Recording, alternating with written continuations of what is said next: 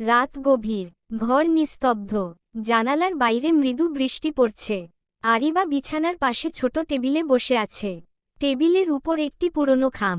খামের কাগজ হলুদ হয়ে গেছে, কিন্তু তার ভেতরের কালি এখনও স্পষ্ট। এই চিঠি সে হাজারবার পড়েছে, তবুও প্রতিবার নতুন করে কাঁদতে ইচ্ছে হয়। জীবনের এ এক অদ্ভুত পরিহাস। যাকে ভালোবেসে নিজের প্রতিটি স্বপ্ন গড়ে তুলেছিল, তাকে হারিয়ে ফেলার পরও তার চিঠি আঁকড়ে বেঁচে থাকতে হয়। আরিবা মনে করতে লাগল সেই প্রথম দিনটাকে। কলেজের প্রথম ক্লাস। সে নতুন, লাজুক, ব্যাগ আঁকড়ে বসে আছে। ঠিক তখনই পাশের চেয়ারে এসে বসল এক ছেলেটি, ফারিহান।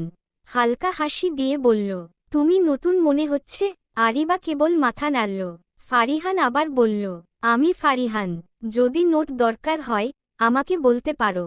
সেদিন তাদের প্রথম পরিচয়। এরপর ধীরে ধীরে দুজনের বন্ধুত্ব গড়ে উঠল। একসাথে লাইব্রেরি যাওয়া, একসাথে ক্যান্টিনে চা খাওয়া, পড়াশোনার বাইরে ছোটখাটো স্বপ্ন নিয়ে গল্প করা, সব মিলিয়ে দিনগুলো রঙিন হয়ে উঠেছিল।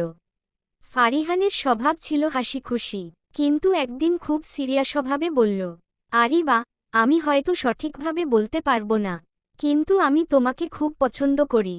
আরিবার বুক ধক করে উঠল। সে কিছু বলতে পারল না, শুধু মৃদু হাসল। সেদিনই যেন তাদের প্রেমের শুরু। প্রতিদিন দেখা হতো, বৃষ্টির দিনে একসাথে ভিজে বাড়ি ফেরা, পরীক্ষার সময় একে অপরকে সাহস দেওয়া, তারা একে অপরের জীবনের অংশ হয়ে গেল। কিন্তু হঠাৎ একদিন ফারিহান জানাল, আমাকে ঢাকায় যেতে হবে, চাকরির জন্য। হয়তো খুব শিগগির ফিরতে পারবো না। আরিবার মনে হলো আকাশ ভেঙে পড়ল। কিন্তু সে হাসল, যাও, আমি অপেক্ষা করব। প্রথম কিছু মাস নিয়মিত ফোন, চ্যাট, চিঠি, সব চলতে লাগল। তারপর ধীরে ধীরে দূরত্ব বাড়ল। ফোন কমল, চিঠি আসা বন্ধ হল। একদিন হঠাৎ খবর এলো, ফারিহানের পরিবার তার বিয়ে ঠিক করে ফেলেছে অন্য কোথাও। কয়েক মাস পর ডাকপিয়ন একটি চিঠি দিল। কাপা হাতে খুলল আরিবা।